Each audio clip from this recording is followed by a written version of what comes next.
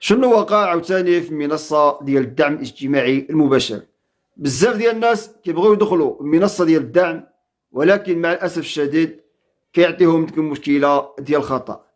شنو وقع عاوتاني؟ المهم اخوتي، كما كتعرفوا الان الدفعه ديال شهر واحد 2026 راها قربت.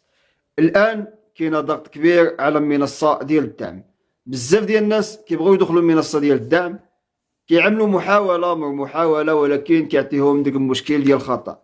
كاين بعض الناس كيوصل لهم الكود ملي كيبغيو يدخلوا ديك الرمز ديال التحقق كيعطيهم خطا، لان الان كاينه كما قلت لكم ضغط كبير على المنصه ديال الدعم. هذا هو السبب باش كتجبر ديك المشكل ديال الخطا. فلذلك حاول تعمل محاوله وبدل الاوقات، اما في الصباح اما في العشيه، مره بدل الاوقات، وان شاء الله غير هاد الايام غادي تعوض المنصه. تقدر تعوض غدا ولا بعد غدا. المهم يعني عمل محاولات، والناس اللي عندهم مشكل يعني يبدلوا الوقت، مره في الصباح مره في العشيه، كل مره يجرب حتى يدخل المنصه ديال الدعم.